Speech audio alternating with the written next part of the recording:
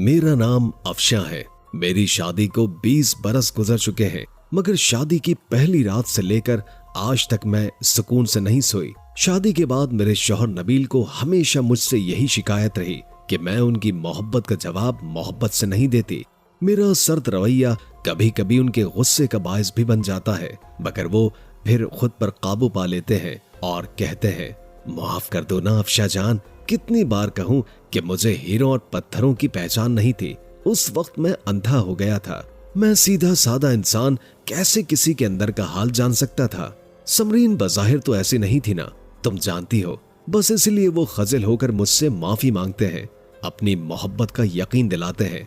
1000 बार माफीनामा मुझे अजीब हो चुका है। जितनी बार वो माफी मांगते हैं उतनी ही बार मैं अंदर ही अंदर मर जाती हूँ। मेरी रूह कांपती है। शर्मिंदा वो होते हैं, मरने को मेरा दिल चाहता है। 1000 बार नमाज पढ़कर खुदा के आगे गिड़गिड़ाई हूँ, माफिया मांगी है, मगर बार बार एक जुमला कानों में गूंजता है ना पिया। ये वो जुमला है जो 22 बरस से मेरा पीछा कर रहा है। और जब नबील भी मुझसे माफी मांगते हैं तो मुर्दे पर 100 कोड़ों वाली बात हो जाती है। ये जुमला मेरी उस प्यारी बहन का है जो अब इस दुनिया में नहीं है। समरीन मेरी छोटी बहन थी, मुझसे 4 बरस छोटी थी। उसने बोलना सीखा तो सबसे पहले लफ्ज अपिया कहा। उस वक्त मैं खुद भी नन्ही सी बच्ची थी। वो मुझे अपिया कहती तो मैं खुशी से फूले नहीं समाती। वक्त गुजरता गया। पहले मैं स्कूल में दाखिल हुई, फिर समरीन दाखिल हुई। 4 साल का फर्क होने के बावजूद समरीन मुझसे बहुत मानूस थी। हम दोनों बहनों में गहरी दोस्ती थी। रिवायती बहन भाइयों की लड़ाइयों की तरह हमारे दरमियान कभी कोई लड़ाई नहीं हुई। मैं अपनी चीज समरीन को देकर खुश होती और समरीन अपनी चीज मुझे देकर खुश हो जाती। समरीन की एक आदत थी कि वो हर बात में मेरी रजा चाहती थी।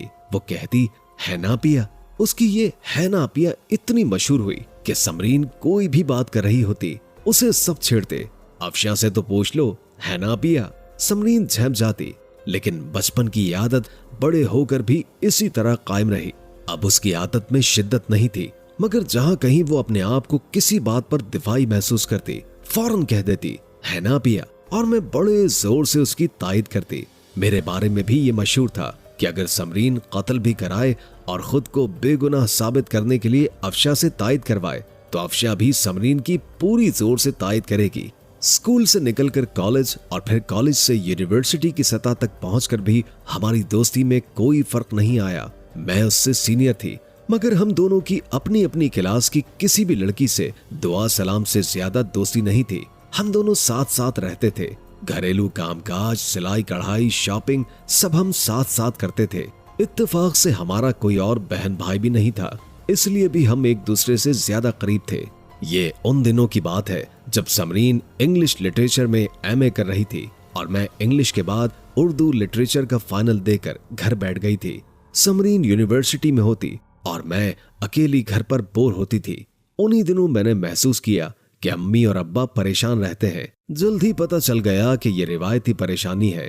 वो दोनों इसलिए परेशान थे कि समरीन और मैं बराबर हो चुकी थी, मगर अभी तक कहीं से कोई रिश्ता नहीं आया था। मेरे लिए तो खास तौर पर अम्मी बहुत ही परेशान थी। उनके हिसाब से 2 एमए करने के बाद लड़की बूढ़ी हो जाती है। उनके मुताबिक मेरी शादी की उम्र निकल चुकी थी। मैंने उन दिनों बहुत चाहा कि कहीं नौकरी कर लूं, मगर अम्मी ने बहुत सख्ती के साथ मना कर दिया। कहने लगी, एक तो डबल एमए करके पहले ही उम्र गुजर जाने का लेबल लगा लिया है और अब तुम नौकरी करके ये दरवाजा हमेशा के लिए बंद करना चाहती हो। मैं तो समरीन के भी बहुत खिलाफ हूँ। उसे भी एमए में दाखिला नहीं लेना चाहिए था। हमारा जमाना अच्छा था, 16 बरस में ही रुखसती हो जाया करती थी। अम्मा अपना हवाला देना नहीं भूलती और अक्सर ये रटा रटाया जुमला कहती थी, अम्मी इतनी जल्दी शादी का क्या फायदा। लोग 2 की जगह हमें 3 बहनें समझते हैं, लेकिन अब्बा और आपको बहुत ही पुरानी चीज समझते हैं। मैं तो बस मजाक में बात को टाल देती थी। अम्मा की परेशानी और अब्बा की नींदें हराम होने के दौरान ही एक अजीब इत्तेफाक हुआ। बिल्कुल अफसानवी अंदाज में अमेरिका से अब्बा के कोई दूर के भांजे या भतीजे अपने बिजनेस के सिलसिले में तवील अरसे के बाद पाकिस्तान आए। ये भी महज इत्तेफाक था कि अब्बा की मुलाकात उनसे होटल में हुई। अब्बा की उनसे मोहब्बत थी या किसी जरूरत का एहसास, या शायद उन साहब को भी अब्बा से किसी किस्म का लगाव महसूस हुआ कि वो पहले दिन मुलाकात करने आए और दूसरे दिन सारे सामान के साथ हमारे घर में आ गए। लेकिन बकौल उनके कराची में उनका कोई करीबी या दूर का रिश्तेदार नहीं था जहां वो बेतकल्लुफी से जा ठहरते। ये अब्बा की मोहब्बत थी कि वो उनके पुरजोर इसरार पर मिलने आए और जब मुलाकात कामयाब रही तो रहने भी आ गए। मैं तो पहले ही दिन उन्हें देखकर दंग रह गई थी। वो वाकई अफसानवी हीरो थे, लंबे चौड़े, स्मार्ट, खूबरू और बला के ज़हीन, फतीन, हासिल जवाब और बात बात पर लतीफे छोड़ने वाले। मेरा वास्ता अब तक कई लड़कों से पड़ा था। AA पढ़ चुकी थी, यूनिवर्सिटी में कई लड़कों से सलाम दुआ थी। लड़के मेरे लिए कोई अजनबी मखलूक नहीं थे।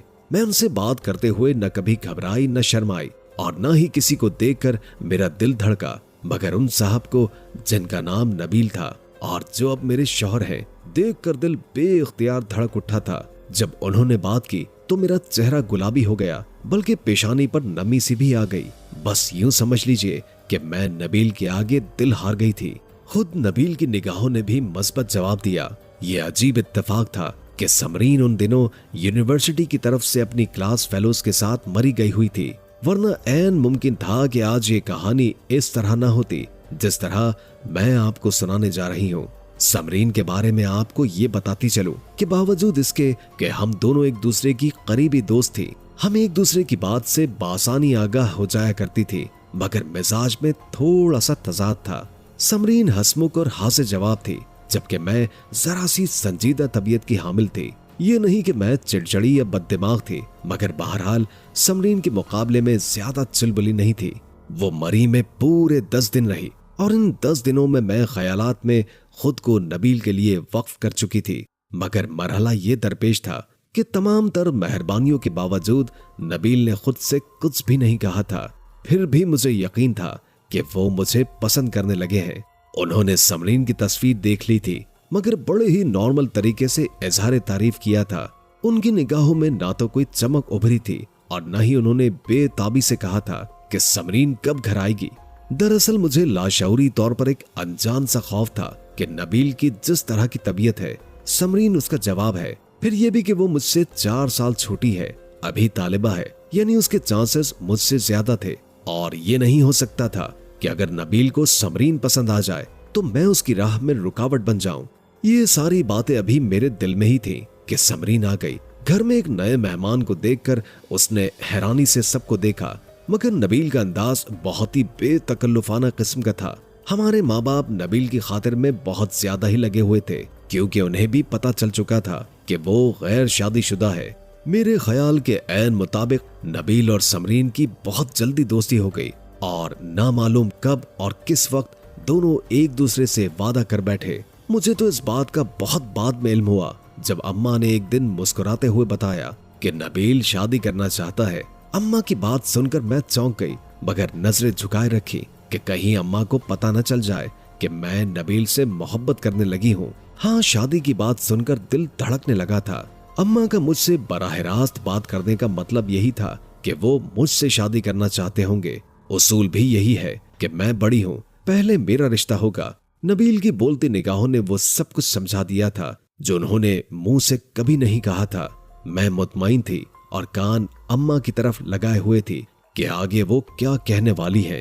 ये कैसे हो सकता है बेटा, जब तक बड़ी का रिश्ता ना हो जाए छोटी का कैसे कर दूं? जमाना और भी बातें बनाएगा। अम्मा ने ठंडी सांस भरी और उठ गई। अम्मा की बात ने मुझे सुन कर दिया। निगाहों में समरीन और नबील के अंदाज, गुफ्तगू, मजाक, हंसी, घूमना फिरना सभी कुछ घूम कर रह गया था। ये नहीं था कि वो दोनों अकेले घूमते फिरते या तन्हाई में बात करते थे, बल्कि हमेशा मैं उनके साथ ही रहती थी। मगर कभी ये भी महसूस नहीं हुआ था कि वो दोनों एक दूसरे से मोहब्बत करते हैं। ये पहली दफा थी कि इतनी अजीज और प्यारी बहन के लिए मेरे दिल में हसद पैदा हो चुका था। मैं नबील से दिल ही दिल में मोहब्बत करने लगी थी और अब ये नामुमकिन था कि मैं पीछे हट जाऊं। और बावजूद इसके कि समरीन इस बात से यकीनन बेखबर थी कि नबील के लिए मेरे जज्बात क्या है, मैं समरीन से नफरत महसूस करने लगी। मुझे ऐसा लगा कि उसने खामोशी से मुझे शिकस्त दे दी है। नबील ने मेरी बेइज्जती की है और उस शिकस्त के एहसास ने मुझे तोड़ फोड़ कर रख दिया है। मैं 24 घंटे समरीन और नबील पर नजर रखती थी। उन दोनों को हंसता बोलता देखकर दिल ही दिल में कुड़ती रहती थी। कुदरती तौर पर मैं मजीद संजीदा और खामोश हो गई। समरीन पर गुस्सा तो था ही, नबील पर और भी शिद्दत से आता था कि उन्होंने क्यों इत्तेफाकन अपने अंदाज से जाहिर किया कि वो भी मुझे पसंद करते हैं। कभी कभी खुद पर गुस्सा आता था, अरे मैं क्यों कमजोर पड़ गई, मैंने क्यों मोहब्बत के जज्बात के आगे सर झुका दिया। घर में इस बात पर बड़ी खिचड़ी पक रही थी कि बड़ी बहन की मौजूदगी में छोटी बहन की शादी कैसे मुमकिन है। नबील ने इस बात का ये हल निकाला कि बजाय शादी के फिलहाल मंगनी हो जाए। फिलहाल 1 साल तक मेरे भी कुछ ऐसे काम हैं जिन्हें मैं समेटना चाहता हूँ, बल्कि मेरा इरादा है कि मैं पाकिस्तान सेट हो जाऊं। 1 साल के अरसे में अफशां का रिश्ता भी आ जाए, दोनों बहनों की शादी एक साथ हो जाएगी। नबील मेरे वालिदैन से बातें कर रहे थे कि मैंने देखा कि अचानक उनकी नजर मुझ पर पड़ी। उन्होंने नजरें चुराई और जल्दी से किसी काम के बहाने उठे। नबील और समरीन की मंगनी हो गई। समरीन की अभी तक वही आदत थी, बात बात पे मुझे घसीटती। नबील से जरा बहस होती और वो फौरन मुझसे कहती, है ना अपिया। नबील ने एक दिन छेड़ कर कहा, तुम्हारी अपिया सच्चाई की मोहर है क्या? जी हाँ, समरीन ने कहा, मेरी अपिया मेरे लिए सच्चाई की मोहर है। अगर सच ना भी हो तो अपिया मेरी ही तायद करती है, वो मेरा दिल नहीं तोड़ती। हाँ ये बात तो है। नबील ने मुझे गहरी निगाहों से देखा और उठकर चले गए। 15 दिन के बाद समरीन और नबील की मंगनी हो गई। मंगनी के 3-4 रोज के बाद ही नबील अमेरिका चले गए और समरीन यूनिवर्सिटी में मगन हो गई। हंसने हंसाने और हो हा करने की आदत यूनिवर्सिटी में भी कायम थी। अपने डिपार्टमेंट के तकरीबन हर लड़के से उसकी दोस्ती थी। मगर जब मंगनी के बाद समरीन यूनिवर्सिटी गई और क्लास में उसकी मंगनी की खबर फैली, तो जहां बहुत से लड़कों ने दिल थाम कर हाय करने की एक्टिंग की थी, वहीं रियाज नामी एक लड़का अपने हवासों में न रहा। उसने सबके सामने समरीन से बाकायदा झगड़ा किया कि वो उसके ख्वाब देख रहा था। तुम ख्वाब ही क्यों देखते रहे, आगे बढ़कर बात क्यों नहीं की? समरीन की दोस्त हिना ने चिढ़कर कहा। इसलिए समरीन ने कभी यह ख्याल जाहिर नहीं किया कि वो किसी और को पसंद करती है या कर सकती है। उसकी दोस्ती तो मुझसे रही है, दोस्ती तो मेरी और भी लड़कों से है, मगर मैंने खुदा ना खास्ता किसी से इश्क और मोहब्बत तो नहीं की। इशारे किनाए में कोई वादा किया है? तुम तो मुझे बदनाम करने की बातें कर रहे हो रियाज। समरीन रूहानसी हो गई। मगर ये सच है कि रियाज वाकई सिर्फ और सिर्फ तुम्हारी तरफ माइल था। अब एक लड़के ने रियाज की हिमायत की। हाँ मेरा भी यही ख्याल था कि समरीन और रियाज एक दूसरे को पसंद करते हैं। कुछ लड़कों ने भी हाँ में हाँ मिलाई। समरीन इस सूरत हाल से रूहानसी हो गई। ये बात पूरी यूनिवर्सिटी में फैल गई थी कि रियाज को समरीन ने धोखा दिया और एक दौलतमंद अमेरिका पलट से मंगनी कर ली। ये भी अजीब इत्तेफाक था कि मैं रियाज को जानती थी। रियाज मेरा क्लास फेलो था। वो कुछ अरसे पहले जॉब पर लगा था और फिर जॉब छोड़कर दोबारा यूनिवर्सिटी ज्वाइन कर ली। वो भी डबल MA कर रहा था। वो मुझसे भी बाखूबी वाकिफ था। यही नहीं, 2-4 बार क्लास फेलोज के साथ घर भी आया था। उसने हवाला दिया कि वो तो उस वक्त से समरीन को जानता है जब उसने यूनिवर्सिटी ज्वाइन की थी। यूनिवर्सिटी में फैली ये कहानी उड़ते उड़ते मोहल्ले में भी फैल गई। समरीन के साथ पड़ोस की 2 लड़कियां भी जाती थीं, जिनके जरिए ये कहानी आम हो गई और समरीन बेकसूर होते भी बदनाम हो गई। अम्मा ने सुना तो सर पीट लिया। इसलिए तो कहती थी कि लड़कियों का ज्यादा पढ़ना ठीक नहीं है। उन्होंने समरीन को बेनकद सुनाई। उधर ये किस्सा आम होकर हर एक की जुबान पर था और उधर नबील वापस आ गए। समरीन उन्हें देखकर खुश होने के बजाय परेशान हो गई। मैं बावजूद इसके कि जानती थी कि समरीन बेकसूर है। क्लास फेलोज हो या यूनिवर्सिटी के दूसरे लड़के, उसका रवैया सबके साथ यकसा होता था। उसका अंदाज ही इतना लिए दिए होता कि कोई भी उसके बारे में गलत बात नहीं कर सकता था। रियाज खुद इश्क करता हो तो करता हो, मगर मुझे मालूम था कि समरीन के दिल में ऐसी कोई बात नहीं थी। फिर ये भी अच्छी बात नहीं थी कि रियाज अगर वाकई मोहब्बत करता तो मोहब्बत करने वाले किसी को इस तरह बदनाम नहीं करते। मगर हर बात को जानते हुए और कुछ समझने के बावजूद मैं इस सारे किस्से से बेखबर बनी रही। मैंने कभी समरीन से इस मौजू पर बात नहीं की। एक दिन समरीन ने सारा किस्सा भी सुना दिया तो मैं बेदिली से ये कहकर उठ गई, अरे लोग तो बातें बनाते हैं ना समरीन। वो जवाब गैर वाज़ेह था, मगर ना चाहते हुए भी मेरे लहजे की तलखी उस जुमले में छुपी हुई थी और काफी देर तक मुझे देखती रही, मगर मैं अनजान बन गई। नबील ने ऐलान किया कि अब चाहे अफशां का रिश्ता आए या ना आए, वो शादी करने पर मजबूर है, क्योंकि अभी वो पाकिस्तान में सेट नहीं हो सकते। समरीन के लिए नामुमकिन है, वो फाइनल का इम्तिहान भी नहीं दे सकेगी। इम्तिहान में सिर्फ 1 माह बाकी था। समरीन को डिग्री लेने का शौक जुनून की हद तक था। मुस्तकबिल में उसने लेक्चरर बनने का ख्वाब देखा था, जो नबील से शादी के बाद पूरा होता हुआ नजर नहीं आ रहा था। अपनी मेहनत यूं अकारत जाने दो। 2 माह के लिए नबील आया था। उसने नबील से कहा, 1 माह की बात है, सिर्फ 1 माह की इजाजत दे दे ताकि वो अपना एमए मुकम्मल कर ले। सहेलियां मिलकर इम्तिहान की तैयारी कर रही थी। वो भी चाह रही थी कि 1 माह और यूनिवर्सिटी की फजा में गुजार ले, मगर नबील की जिद थी कि इम्तिहान तो कभी भी दिया जा सकता है। वो चाहते थे कि शादी के बाद 2 माह तक पूरे पाकिस्तान घूमे फिरे, अपना हनीमून मनाए। दोनों के दरमियान थोड़ी सी तलखी भी हो गई। एक माकूल बात नहीं मानी जा रही थी। बदकिस्मती से जब दोनों के दरमियान बहस और तकरार हो रही थी, उन्हीं दिनों न जाने कैसे नबील के कानों में रियाज के किस्से की भनक पड़ गई। यूनिवर्सिटी जाने की जिद, रियाज का इश्क महसूस हुआ। नबील ने सारी कहानी सुनकर खामोशी इख्तियार कर ली और अपने तौर पर मजीद मालूमात हासिल की। उधर रियाज को इल्म हो गया कि समरीन का मंगेतर आया हुआ है। वो भी एक सरफिरा शख्स था। लड़कों लड़कियों के दरमियान बैठकर कहता था, देखता हूँ कि वो अमेरिका पलट कैसे समरीन को ले जाता है। मुझे मालूम है समरीन के माँ बाप ने समरीन का रिश्ता जबरदस्ती किया होगा। इस रियाज की ये बात मुख्तलिफ लोगों से होती हुई बिल्कुल मुख्तलिफ और इश्तियाल दिलाने वाले अंदाज में नबील तक पहुंची कि समरीन नबील से मोहब्बत करती थी। भरोसा और एतमाद भी था, लिहाजा उसने कभी रियाज की बातों को अहमियत नहीं दी थी। इम्तिहान की बिना पर नबील से खिंची हुई थी। नबील ने समरीन की इस सर्द महरी को रियाज के इश्क से जोड़कर एक नई कहानी बना दी। उस रोज हम लोग रात का खाना खा रहे थे। अम्मी अब्बू अपने कमरे में थे।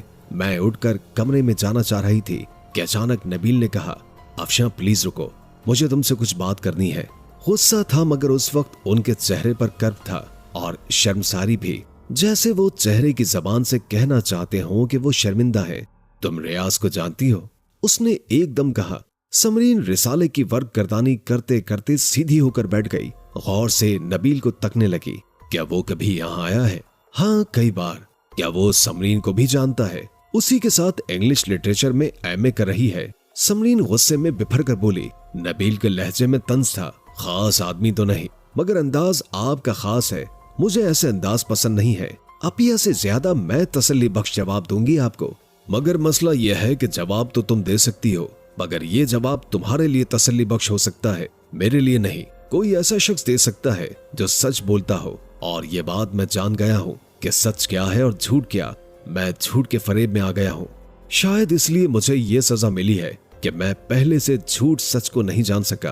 पर अब असल बात बताइए। जो बात मुझे मालूम होगी वो किसी और को मालूम नहीं हो सकती। समरीन ने गुस्से से कहा। बताने वाले तो आम सी देखी दिखाई सुनी सुनाई बातें बताते हैं नबील। अफसोस कि मैंने ही झूठ और सच की तमीज खो दी। वो बार बार झूठ सच की गर्दान जिस अंदाज में कर रहा था, मेरी तरफ जिस तरह से देख रहा था, वो अंदाज मुझे सब कुछ समझाने के लिए काफी था। समरीन की आंखों में आंसू आ गए। समरीन का रियाज से कोई ताल्लुक नहीं था, मगर नबील ने जिस अंदाज में उस पर शक किया था, इससे उसे जहनी झटका लगा।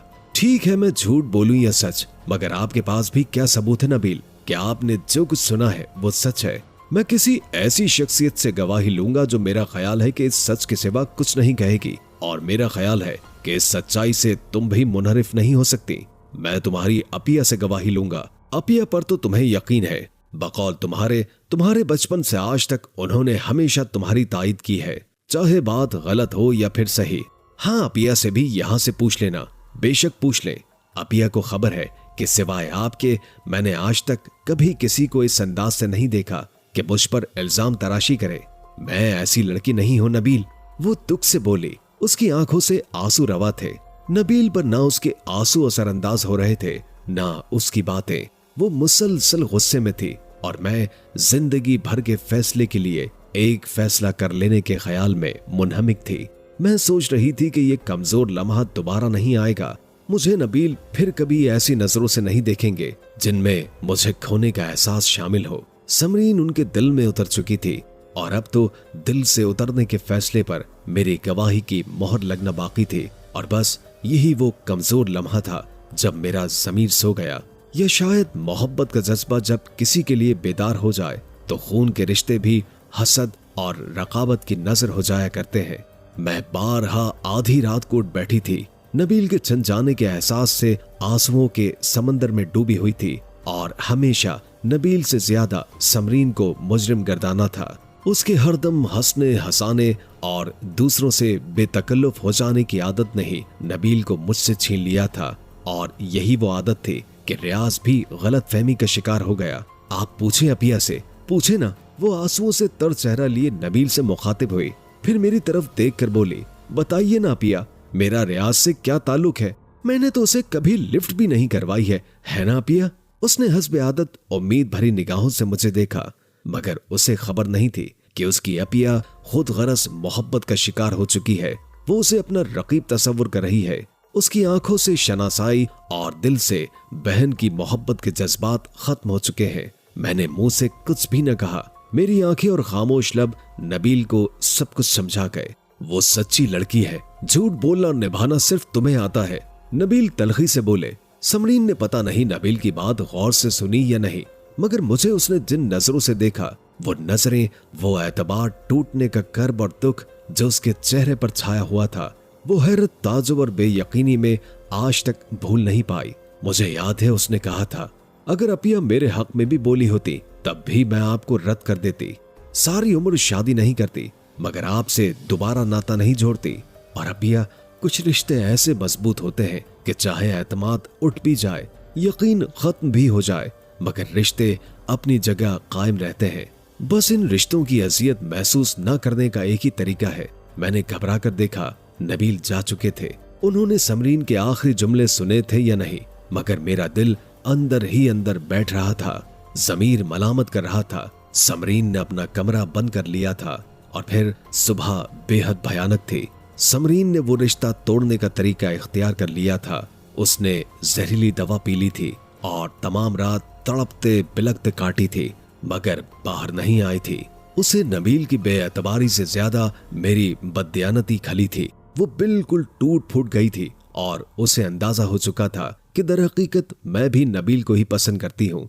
एक हफ्ता रह गया तो उन्होंने मेरे आगे हाथ जोड़ दिए, मुझसे माफी मांगी, इस बात का इकरार किया कि उन्होंने मेरी मोहब्बत को महसूस करते हुए भी समरीन पर तवज्जो मरकूज कर ली थी। समरीन ने रियाज से दरपर्दा मोहब्बत का राज खुल जाने पर खुदकुशी की है, मगर मेरे मुसलसल आंसू बह रहे थे। इनकार करती वो उतना ही मेरे आगे हाथ जोड़ने लगते। खुद को मजीद जलील नहीं कर सकती थी। और फिर अम्मी का दबाव भी था। ये भी खुश नसीबी है बेटा, वरना समरीन ने जो कुछ किया उसका असर तुम पर भी पड़ता और पड़ेगा। ये तो नबील की नेकी है बेटा, वो खाली हाथ नहीं जाना चाहता। दुख से मेरा सीना फटने लगा। गोया अम्मी भी समरीन को ही कसूरवार समझ रही थी, मगर कुदरत का शायद यही इंतकाम है कि दे देती है और किसी को जिंदगी भर न मरने देती है न जीने। मेरे मुकद्दर में लिखा गया है, मेरे अंदर वाकई मोहब्बत के जज्बात ने कभी भी सर नहीं उठाया और मेरी सर्द महरी पर जब भी नबील एतराफ मोहब्बत करते हैं, मैं पत्थर की बन जाती हूँ और समरीन सामने आ खड़ी होती है ना पिया? और फिर मेरी रूह की गहराई तक कर फैल जाता है। मैं उस वक्त को कोसती हूँ जब एक कमजोर लम्हे ने, मेरी खुदगर्जी ने, मेरी बेएतनाई ने मेरी प्यारी बहन को मुझसे हमेशा हमेशा के लिए दूर कर दिया।